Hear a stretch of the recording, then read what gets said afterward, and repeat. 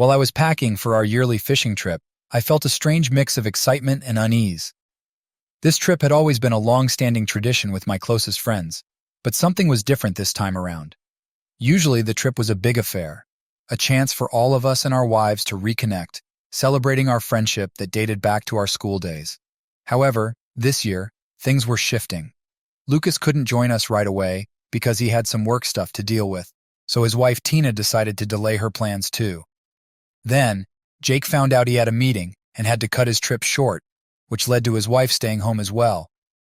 When Anna realized she'd be the only wife coming from the start, she chose not to come along either. The change in plans was a real letdown. Our trips were known for not only strengthening our friendships, but also reigniting the spark in our marriages, filled with laughter and memorable moments. Now it seemed like a shadow of its former self. Even though I was still excited about the trip, there was a sense of emptiness, especially missing those close moments with Anna. Yet during the week before the trip, Anna and I shared an intense connection, something both draining and deeply appreciated. It felt like a bittersweet prelude to a changed tradition. For most of the year, our intimate life had settled into a routine that was more about going through the motions than excitement, happening maybe twice a week.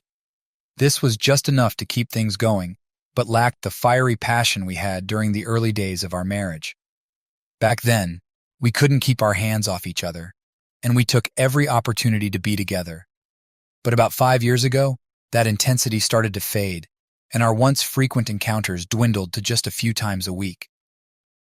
Anna became increasingly reluctant, leading to frustration and occasional arguments on my part. Eventually, I had to accept this change in our relationship, learning to cope with my disappointment on my own.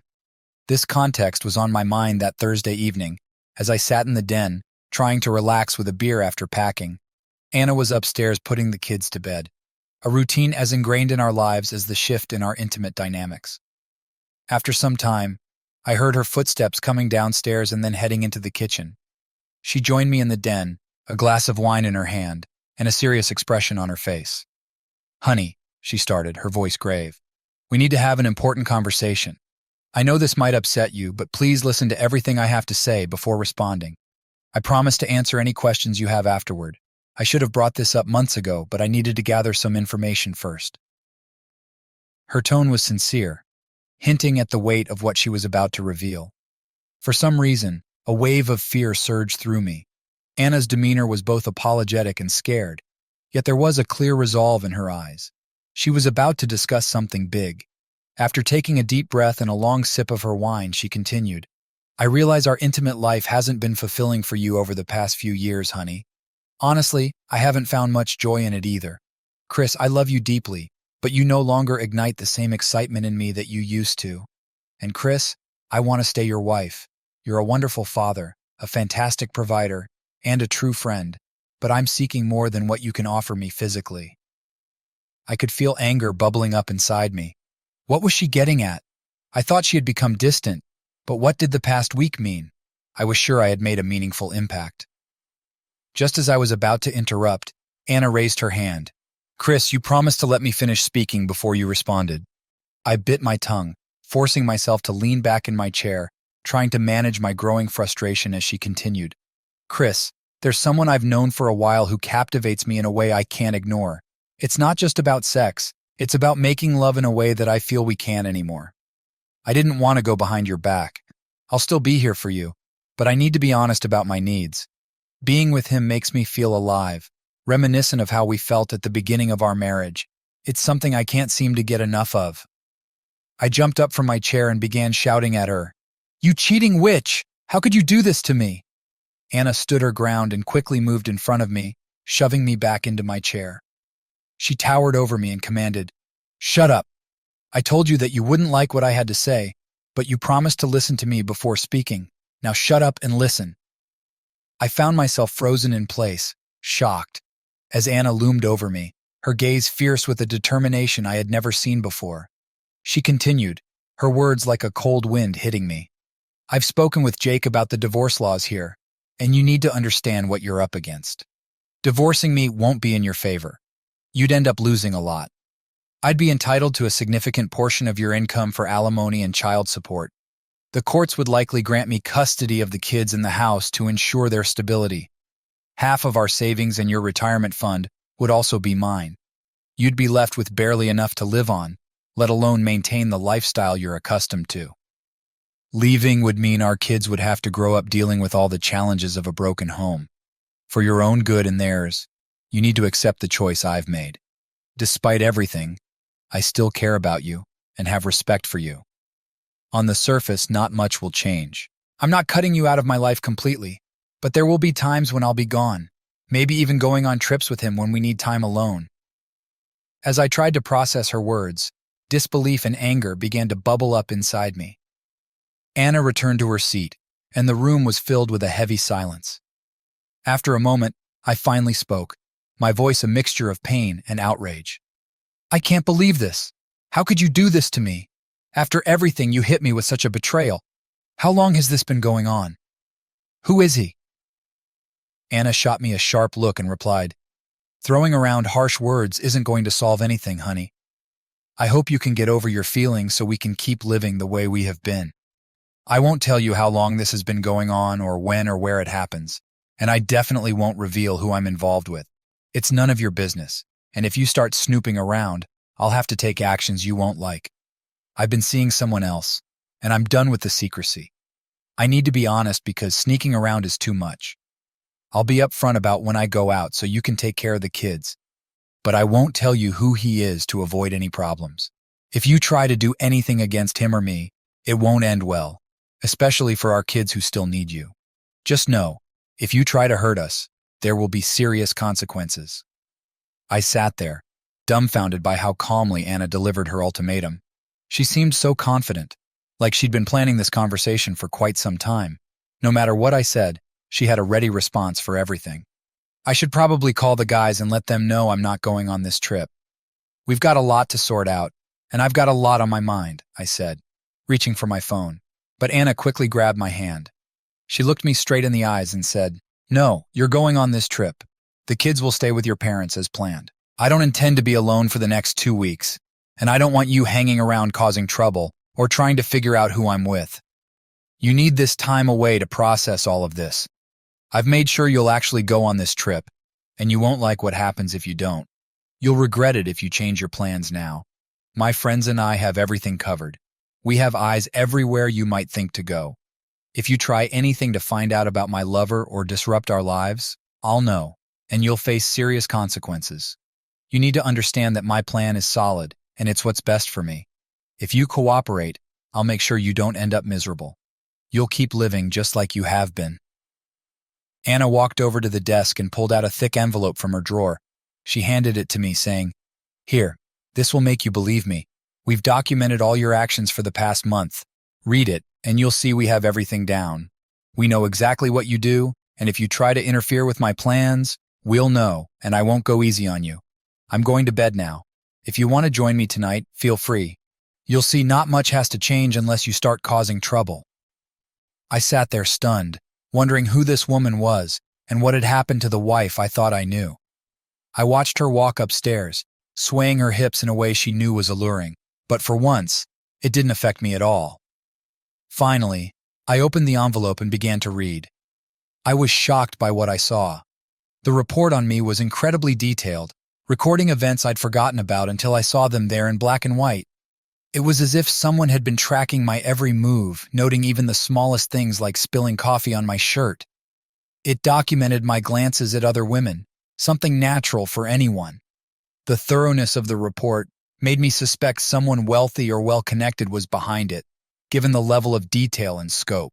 The report even included private conversations I thought were confidential, making me wonder if I was being spied on. As I thought about what to do next, particularly how to leave my cheating wife without losing everything in a divorce, I realized I needed advice.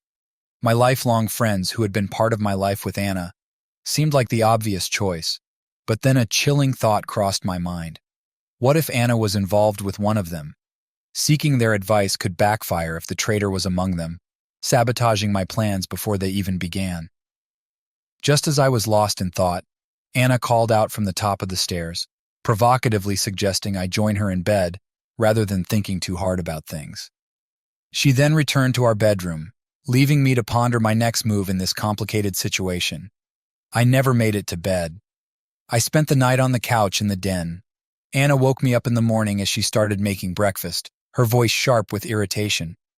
"Get up, Dave. You need to get ready for work before the kids notice you didn't sleep in your own room last night. When you come back in 2 weeks, I expect you to act normal. If you mess things up for the family, remember the consequences I warned you about." "I'm willing to fulfill your needs occasionally," Anna said with a smug smile. "But you need to do your part too. Just remember, if you find another woman, I'll be filing for divorce immediately." Anger surged through me. "What's happening here?" I yelled. "You can have your fling and think it's okay, but I can't do the same. Not that I want to, but why is it acceptable for you and not for me?" Anna smirked, saying, "Come on, Dave. We both know you're satisfied with what you're getting from me right now. If you go looking for someone else, it's just to get back at me. I only look outside the marriage because you're not fulfilling my needs as a husband. If you could give me what I require, I wouldn't have to look elsewhere, and I expect you to do the same." I was so furious I could barely form words, but I finally managed to respond. "I can't believe this. You never mentioned wanting more or trying something different in bed. You never asked for anything we don't usually do. How was I supposed to know you wanted something else if you never told me? I always made sure you were satisfied. Most of the time, you had multiple orgasms before we finished. How could I know something was missing when you acted like everything was fine and I was happy?" Anna stood there and said, "Well, if you're asking now, you're really clueless, aren't you? It's not just about quantity, dear. It's about quality. You never learned how to please me, and I realized you never would. So I started getting what I needed elsewhere. Now get dressed. I'm tired of hearing you complain." I went upstairs feeling defeated and went through my usual morning routine. Breakfast was quiet, and when our son Eric asked what was wrong, I started to explain. But Anna interrupted, saying, "Your dad's just dealing with a little issue. He'll be fine after his vacation." She shot me a glare before returning to her meal. At work, I decided to ignore some of Anna's advice and cancel my trip with the guys. We were supposed to leave directly from work and meet at our usual spot, a Denny's, before heading out together. My F-150 truck had enough space to carry all our gear. Steve would ride with me, and Jake would bring his car since he had to return midweek. I called Steve to explain that something had come up and I couldn't make it. I even offered him my truck for hauling the gear. Steve chuckled. "Oh, Dave, that's not happening. I just spoke to Anna, and she warned me you might try to bail. She said you've been stressed out lately, but checked with your secretary and confirmed you have nothing important on your schedule. I promised her I'd make sure you went on this trip. If I have to, I'll drag you along myself. You're coming with us, and you're going to enjoy yourself." I started to argue but felt a sudden chill. Could Steve be involved? No. Anna had mentioned she'd be leaving this weekend and Steve was coming with me. But wait, Lucas was staying back and joining us later in the week. Could it be him or someone else? I felt trapped. I needed to think carefully and make a plan. I wanted to buy some surveillance equipment, but how? From what I saw in that report, Anna and her friends had been monitoring my credit card purchases, phone calls, and even cash withdrawals. Any unusual spending would be noticed overnight. I was at my desk, lost in thought when Anna called. The moment I answered, she launched into a tirade. "Chris, I told you to go on your trip, and it's not wise for you to snoop into my business. Steve just told me you tried to back out. This is your last warning. Jake can't push me or you'll lose everything and never see your kids again. Do you get it this time?" She hung up abruptly, leaving me in shock. Had Steve betrayed me? Was he part of this, or was he genuinely concerned for me? My old friends didn't seem as close as they used to. It felt like they were more Anna's friends now, and I was just tagging along. Could it be true? No, not all of them. Nevertheless, I decided to go on the trip and met the guys at Denny's. While they laughed and joked around, I sat silently, consumed by my thoughts. Eventually, Jake asked me what was wrong. I hesitated, then said, "Anna has some wild ideas, and I don't know how to deal with them. I can hardly believe she meant what she said, but if she did, my marriage is on shaky ground." Steve exchanged a glance with Jake and commented, "You know how Anna is, Jake. She called me earlier today saying Loverboy here was trying to bail on the trip. She said he's been edgy and difficult lately and needs this time to unwind. I assured her we'd make sure he joined us and had a good time. Jake added, "Yeah, I've noticed he's been moody over the past few months. He hasn't been himself with us. A little attitude adjustment won't hurt, and we can help with that. I've got beer and his favorite whiskey in my car." Turning to me, he added, "Nothing ever stopped us from enjoying our time at the cabin. Sure, the ladies won't be there this time, but that just means more drinks and stories for us." We set off, driving to the fishing spot by the stream. It was a quick 2-hour ride, and we arrived with enough time for some serious drinking before turning in for the night. The next morning, both guys were eager to fish, so we set off. Fishing helped clear my mind for a while, but as we headed back to the cabin, thoughts of Anna returned. Her words echoed in my head, and I couldn't shake the feeling that she truly meant them. Instead of facing reality, I let the guys talk me into more drinking. During dinner, as we kept the drinks flowing, Jake looked at me and said, "All right, Dave, spill it. You look like you've lost your best friend, but I'm still here. What's bothering you?" I figured I had to let it out before I lost my mind. These guys had been my friends since grade school, and I trusted them completely. So I told Jake and Steve about how things had been going downhill in my marriage over the past few years, and the bombshell Anna had dropped on me. When I finished, Jake leaned back in his chair and said, "Wow, Dave, are you sure that's what Anna said? I can't believe she'd even think like that. We've known her for years, and she's always been the sweetest woman." "Yeah, I know," I replied. "But that's exactly what she told me. It sounds unreal, but that's what happened." Jake took a deep breath and said, "Dave, I can't tell you how a divorce would turn out, but she's right about some things. If she's really doing what you suspect, you've got to decide how you want to handle it. If she's discreet, you need to consider whether breaking up the family is worth it, considering the emotional toll on the kids, you, and Anna. In custody battles, courts tend to side with the mother unless she's proven unfit. You'd likely lose custody. Plus, you'd have to support the kids financially, including college costs. Since Anna doesn't work, you'd be on the hook for alimony until she remarries. You might lose the house, either giving it to her or selling it and splitting the proceeds. Savings and retirement funds would also need to be divided. Child support can eat into your income significantly. You'd also need to provide health care for the kids. Hearing Jake, my lawyer friend, lay out the potential consequences was even more daunting than Anna's warnings. "I have to find out who she's with. I can't just sit here and do nothing." "As your friend, Dave, I get it," Jake said. "But as an attorney, I have to advise against any drastic measures. If anything happens to one of Anna's lovers, I'll have to report it. My advice is to maintain the status quo. Maybe she'll change her mind or get it out of her system. It might be better for you to let things be." "Jake, I can't believe you're saying this. How would you feel if Megan pulled something like this on you? Would you just accept it?" I asked. Jake looked uncomfortable. "No, I'd be as upset as you, but I trust Megan wouldn't do that. She loves me and knows I'm the best partner for her. I provide for our family, and she wouldn't risk losing that. Dave, you might need to come to terms with your situation. Based on that report, if Anna is as vigilant as you say, you're in a tough spot. Trying to investigate her affair might backfire. She could even know about this conversation." "Did she know where we were going?" I asked, a new worry forming in my mind. I was puzzled by Steve's constant smile and Jake's odd cheerfulness. I couldn't believe they were so relaxed about Anna's treatment of me. Finally, I sighed and said, "Well, forget it. Let's just have some more drinks." The next morning, I woke up early. Wanting some time alone, I grabbed my fishing gear and headed upstream to my favorite spot. Just as I was about to start fishing, my phone rang. I always carried it with me, though reception was usually spotty. Seeing Anna's name on the caller ID, I ignored it. After she left a message, I listened to it. To my shock, she said, "Honey, I heard you got some good advice from Jake last night. I hope you're going to follow it.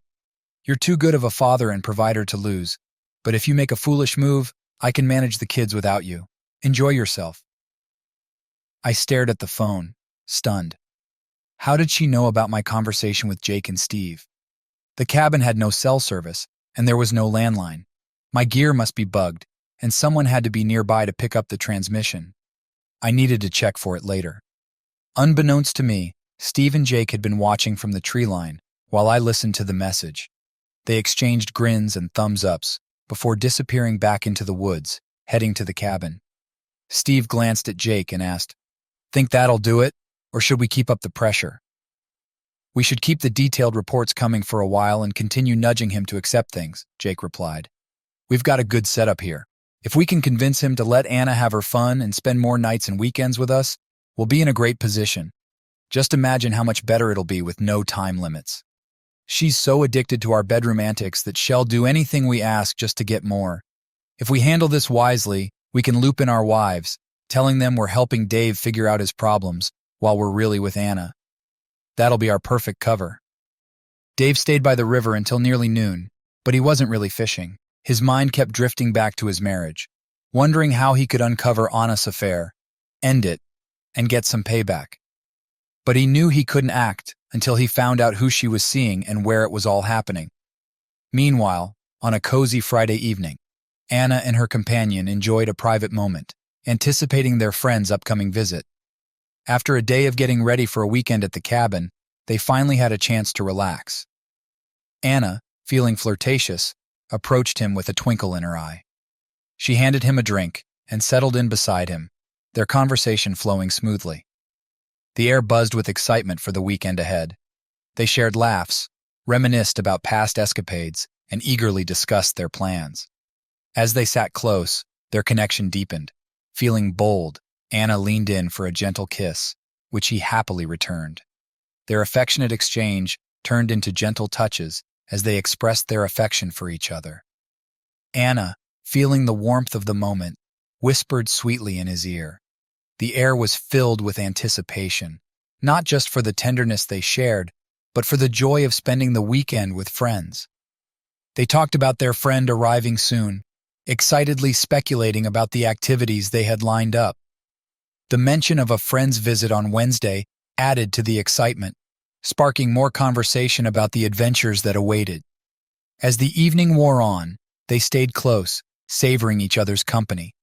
Their bond was a testament to their deep connection, strengthened by the anticipation of reuniting with close friends.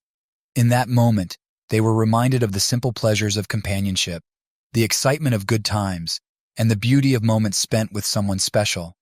"Oh God," Anna exclaimed, "I've been craving this for so long. I can't wait for the others to arrive. Isn't Jake supposed to be here early Wednesday?" "Yeah, babe," he replied. "Then you'll have both of us for 2 whole nights before I have to play nice with your husband. I'll be so relieved when we can all 3 be together. Just having 1 or 2 of you at a time has been tough after what you've done to me. Dave can't satisfy me anymore on his own. Do you think we've covered everything? I adore him, and he's a wonderful provider and father. I don't want to lose him. Yeah, we can keep him in check. I just hope he doesn't start confiding in our wives and causing trouble. We've been fine the last 3 years. We should have been happy with that instead of getting greedy. Spending nights and weekends with you sounds great, but we might be pushing Dave too hard. We might have set something loose we can't control. Well, the bugs we planted and the dirt we found on him should make him back off. I just wish he wasn't so honest. It's unbelievable we haven't found anything shady. How can a guy in business for himself not take advantage to make extra cash? Oh, by the way, Anna, are you still keeping an eye on the finances like we discussed? Yeah, I convinced the bank to limit his cash withdrawals, but I can't control his check writing. At least we can track those. I wish I could monitor the business more closely. Now I regret pushing him to hire office help so I could stay home with the kids. Anna chuckled, adding, "Of course, if I hadn't stayed home, we wouldn't be having as much fun, would we? I was so frustrated seeing you guys only a couple of nights a month. Being a stay-at-home mom allowed us to play more, and now we can play whenever we want." Dave was somber and preoccupied by the river. His friends tried to engage him and lift his spirits, but they weren't having much success. On Tuesday evening, they got him drunk, and after he passed out, Jake and Steve stepped onto the porch to talk quietly. "I'm starting to worry, Jake," Steve said. "We've been talking to him for days, and he's getting more determined to leave Anna and get revenge. He's on the edge. How do we handle this? It seems simple when we plan to control him and spend more time with her. What if he finds out and tells our wives?" "Relax, Steve," Jake assured him. "I can manipulate things in the divorce and make Anna look like an angel. Even if they split, it doesn't matter. We started this because she wanted to keep him around. Sure, it's exciting to be with her while she's married, but she'd still be fun if she weren't. We just need to keep him and our wives from learning the truth so we don't end up in trouble. If it comes to it, we might have to put some pressure on him. But let's see how things unfold over the next couple of weeks, Steve suggested. Dave had woken up in time to catch snippets of their conversation from the front porch, even though he couldn't hear everything. He heard enough to know they were frustrated with his refusal to accept Anna's infidelity and thought they needed to convince him to be more tolerant. Now, his anger was directed not only at Anna, but also at his so-called friends. Before falling back asleep, he resolved to tackle the situation on his own, without their so-called help. In the days that followed, Dave became more distant from his friends. Steve and Lucas grew concerned when all he would say was, "I'm going to find out who Anna is seeing and make sure they both pay for it." Finally, the day came for them to head home. Steve rode with Dave, but the silence in the truck was thick and uncomfortable. Lucas drove separately, and as soon as they reached an area with decent cell service, he called Jake. Jake and Anna sat in Dave's living room, listening as Lucas gave his report. "He's angrier than ever. If anything, he's more determined to make you pay than when I arrived. We might need to keep a low profile until he cools off. If he catches us, things could get messy." Anna sat in shock, tears running down her cheeks, almost on the verge of panic. Jake, his jaw clenched and face flushed with frustration, sat next to her.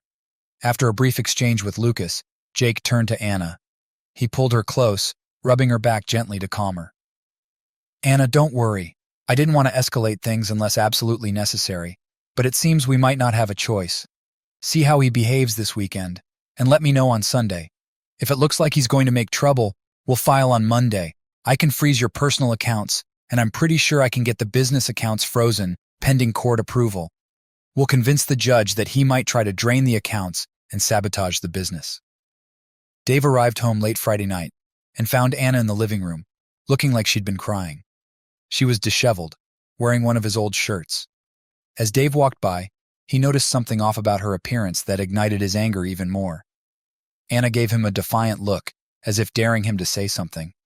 Dave was fuming but walked past her in silence.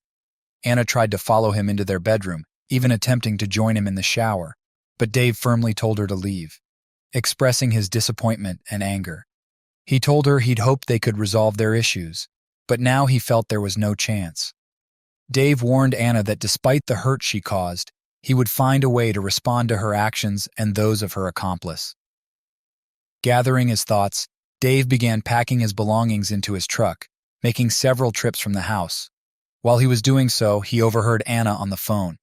One of the last things he attempted before leaving was to transfer money from their joint accounts, only to find he was locked out because the password had been changed. This discovery enraged him further. When he turned around, he saw Anna watching him, which only intensified his frustration. With a remorseful tone, Anna said, "I hoped you'd come to your senses and we wouldn't have to get to this point. You realize you're making a huge mistake, right? I love you more than any man I've ever known. I don't want to lose you. If you persist, you'll risk losing the business and everything we've built. Just so you know, I've hired Jake as my lawyer. I just spoke with him and informed him of your behavior. He'll be in touch." Dave was floored. He knew Jake was also her friend, but he'd been Dave's attorney since he started practicing law. He couldn't believe Jake would betray him like this. Furious, Dave left the house and drove straight to his office and warehouse complex, planning to stay there for a while. On the way in, he stopped at the gate and spoke to the security guard. "I'm having some trouble with my wife. She and her lover have threatened me. I need you to call in extra security and keep all unauthorized persons off the property." Saturday morning around 10 a.m., as Dave was leaving the complex to get breakfast, he was stopped at the gate. A man approached, confirmed Dave's identity, and handed him an envelope, saying, "You've been served." After the man left, Dave opened the envelope to find a restraining order. It stated he couldn't come within 300 feet of his wife, children, or their home. Additionally, there was an order requiring court approval for any expenditures from his personal or business accounts, preventing him from depleting company assets before the divorce proceedings, set to start the following Monday. After grabbing breakfast, Dave drove to his assistant's house. When she opened the door, she said, "Dave, you look awful. What's going on? I need to talk. I need help, and you're the only person I can trust. I'm sorry to bother you on the weekend, but I'm in deep trouble and don't know who I can trust or talk to." She stepped aside and gestured for Dave to come in. "Come on in, Dave." "Would you like some coffee?" Evelyn asked as she led Dave into the kitchen, where her husband Simon was sitting at the table. It looked like Dave had interrupted their brunch. Plates of eggs and toast were still on the table. "I'm sorry," Dave said, hesitating at the doorway. "I shouldn't have barged in like this. I can come back later." "Nonsense, Dave," Simon said, motioning him to sit. "You look like you've been through hell. Have a seat and talk to us." Reluctantly, Dave sat down and began to recount everything that had happened since that Thursday 2 weeks ago. "I'm at my wit's end," he admitted. "I have no idea what to do next. My so-called best friends spent the last 2 weeks telling me to let Anna continue her affair, saying it's been going on for years, and I didn't notice. So why make a fuss now? And now Jake, my former best friend, is representing Anna as her attorney, entangling me in legal complications. I can't even spend money without court approval, and I won't get that until at least Monday. All my credit cards were declined at breakfast. I can't even afford a meal." Evelyn leaned back, clearly shocked. "Dave, I can't believe Anna would do this to you," she said, turning to Simon. "Si, can we help him out?" Simon nodded, thoughtful. "Dave, if what you're saying is true, you need some serious support. But first, let's make sure you're not being monitored." He eyed Dave suspiciously. "Come with me." Simon led Dave downstairs to the walkout basement. Stopping at the bottom of the stairs, Si instructed, "Dave, undress and hand me your clothes. There's a shower over there. I'll bring you some clean clothes to wear. I'll take yours outside. After you clean up, we'll talk. I doubt there's a bug in our house, but they might have followed you here and planted a device nearby." Feeling ridiculous, Dave changed into some old sweatpants Si gave him, and the three of them retreated into a cement storm shelter beneath the stairway. At first, Dave felt awkward, but Si and Evelyn encouraged him to continue. They spent the next hour communicating through written notes, planning their next steps. After discussing all possible scenarios, Si left to contact some people he thought could help Dave. They agreed that Dave would have minimal contact with these individuals, and Evelyn would provide the necessary funds to start the investigation. While Anna assumed Dave was taking a break, they planned to monitor her and Dave's 3 friends for any suspicious activity. On Sunday, Dave, Si, and Evelyn decided to catch up over lunch, enjoying each other's company and sharing some laughs. Meanwhile, Anna hosted a meeting at her house with Jake, Lucas, and Steve to discuss urgent matters. After their meeting ended, they relaxed, contemplating the situation. "I'm feeling uneasy about this," Steve confessed, breaking the silence. "Meeting today might not have been a good idea. What if Dave finds out? Maybe we should lay low until things settle down. We had a stable arrangement for years, and pushing things now seems risky. I'm worried this could backfire." He continued to express his concerns about their recent decisions, mentioning Dave's activities and his time spent with his assistant and her husband.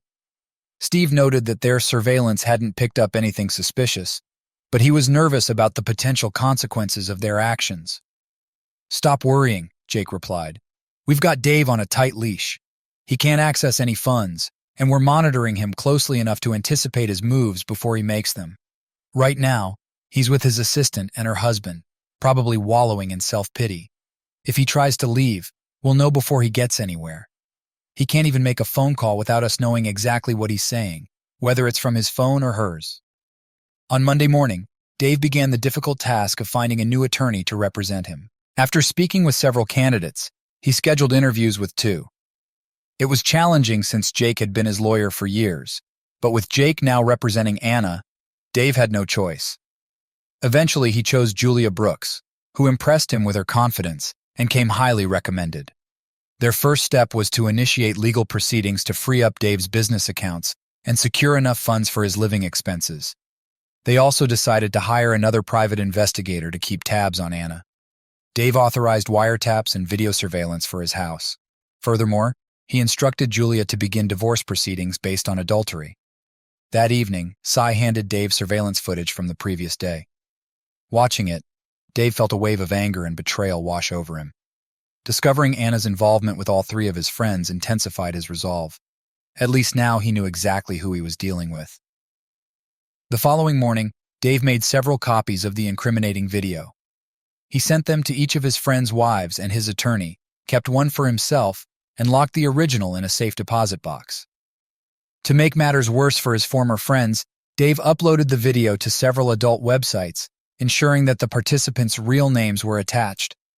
He set up the videos as pay-per-view, funneling any proceeds to an offshore account in the Cayman Islands.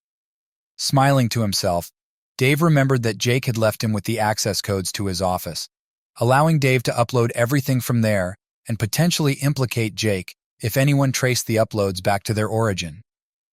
Dave also sent still images from the video to several of Anna's friends and family. He used the computers at the local college library to cover his tracks. Though he briefly thought about using Jake's office for this task, he decided against it, knowing it would be suspicious for Jake to access such sites. The college computers were easy for Dave to use. He'd done it before without getting caught. Even though they required a student ID and password for login, Dave often found computers left logged in by others, allowing him to use someone else's credentials. Plus, the lack of CCTV cameras at the college meant he didn't worry about being caught on video. By Wednesday, Dave was fielding calls from people who had watched the video. Early that afternoon, Anna called, sobbing into the phone. "How could you do this to me?" she cried. "I thought you loved me. I told you it was just sex because you couldn't give me what I needed. Why would you ruin my life like this?" Dave laughed, replying, "Hannah, I didn't ruin your life. You did that all by yourself. I'm just delivering on the promise I made, if you went through with your plans. Frankly, I'm sure you've been cheating on me for a while. Remember all those times when one of the guys made sure I was out and I'd come home late? Things that didn't add up before make sense now. By the time I'm done with you and those idiots, you'll regret ever crossing me." Later that day, Anna's sister called. "Looks like you finally figured out your oh-so-perfect wife," she said. "I assume you're the one who sent this video. Well, it seems she and I can share the boys now. I didn't know she was with them until I got this." Her maniacal laughter echoed in Dave's mind long after she hung up. Jake called next, and as soon as Dave answered, Jake began yelling. Dave played along, realizing it was Jake on the other end. He kept Jake talking for almost 15 minutes. Jake made both physical and legal threats, saying, "You idiot. By the time I'm done with you, you'll wish you'd never messed with me. I'll have your wife whenever I want, and we'll take most of your money too. If you'd just listened to what I told you, you'd still have your family, money, and a decent life. After I'm done, I'll have the guys teach you a lesson. I've been with her since high school, and I'll continue long after you're gone. Enjoy living in the dumps, because that's where you'll end up. I'll hit you with every lawsuit I can think of, just to bleed you dry defending against them." Later calls from Anna's parents were difficult.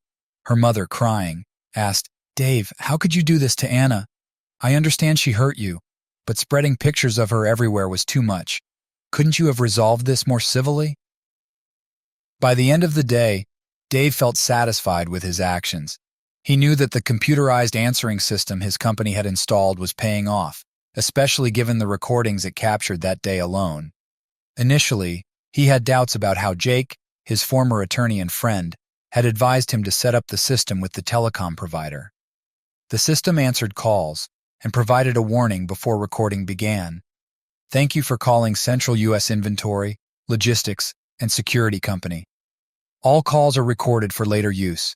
If you do not want your call recorded, please hang up now. If you wish to speak to someone, please press 0 to be connected to an operator."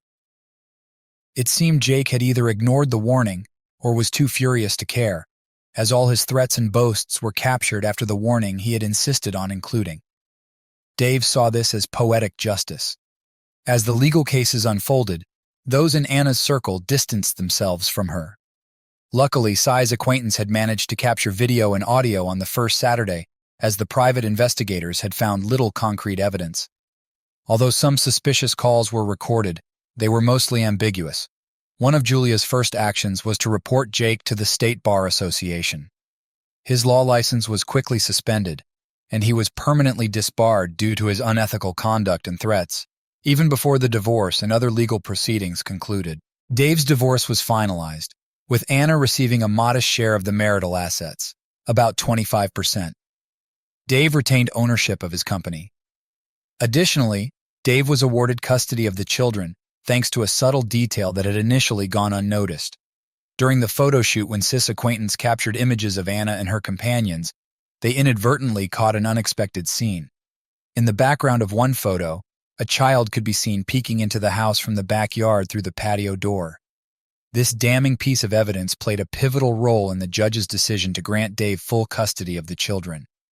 Dave's legal actions against Jake were incredibly effective. He was awarded $1, $3 million in damages for breach of attorney-client privilege, and Jake's unethical behavior in representing Anna while still serving as Dave's attorney. Jake faced severe penalties for his inappropriate relationship with Anna and numerous ethical violations, resulting in significant fines payable to the state. As Dave pursued legal action, Jake's financial situation took a nosedive, bringing him to the brink of bankruptcy. Meanwhile, Megan, Jake's wife, drained most of their remaining assets during their divorce. Similarly, Tina, Lucas's wife, received a substantial portion of his assets after their divorce was finalized. Surprisingly, Steve and Luna stayed married, as it was revealed that Luna had willingly participated in the group's activities. However, Steve grew increasingly dissatisfied with his friend's ongoing exploitation of Luna. When Jake and Lucas moved in with Steve after being ousted from their homes, tensions escalated. One evening, Lucas's frustration boiled over, leading to a violent confrontation where he lashed out at Jake and Steve. Lucas ended up hospitalized due to his injuries, and both Jake and Lucas were later convicted and sentenced to a year in jail. Consequently, Steve and Luna's marriage also came to an end. Nearly a year later, Dave and Evelyn sat together, reflecting on a news article detailing the conflict between Jake, Lucas, and Steve over Luna. Evelyn then asked Dave if he still had any contact with Anna, noting her supervised visits with their children. "We only communicate when it's absolutely necessary, and it's usually about the kids," Dave replied with finality. "I have no interest in talking to her, and if I could avoid it completely, I would." "I was just curious," Evelyn said. "You two seemed so perfect for so long, and then everything fell apart. I've always wondered if you understood why she did what she did. I can't wrap my head around why someone who loves their spouse would act that way." Dave met Evelyn's gaze, a knot forming in his stomach. He clenched his jaw before reaching into his desk drawer and pulling out a folder. Handing it to Evelyn, he said, "I'm not sure why I kept this letter, or even why I agreed to read it. Remember when Anna's mom visited the office in tears about 7 months ago? She gave me this letter and insisted I read it before she left." Evelyn opened the folder and began to read. "Dear Chris, you might wonder why I still call you dearest, but despite everything, you're the man I love. I've made mistakes that hurt you deeply, and for that, I'm truly sorry. My actions weren't premeditated, but I need to be honest about them. Our past relationships with our high school friends were complicated, but they didn't impact us until I made a terrible mistake on our 9th anniversary. You were busy with work, and I ended up drinking too much at a Valentine's Day party. Feeling lonely, things took a turn when Jake and Lucas drove me home. As we reminisced about the past, I had a moment of weakness and gave in to temptation with them. That night, I experienced intense feelings and pleasures that were new to me. This led to further encounters with them, sometimes individually or together, whenever you were away. These moments were filled with excitement and the fear of getting caught, which somehow added to the thrill. Jake later suggested an arrangement to avoid the risk of being caught, believing you might accept it to keep our family intact. I convinced myself you might agree, hoping to avoid losing you and our children, but I now realize the pain and betrayal my actions have caused you. I'm genuinely sorry for the hurt I've caused and hope you can find it in your heart to forgive me. Yours always." Anna Evelyn looked up from the letter, her eyes moist but her anger restrained. "Dave, I truly believe she still loves you more than anyone else. I know she's hurting, but Dave, she was almost as much a victim as you were. I think Jake was predatory.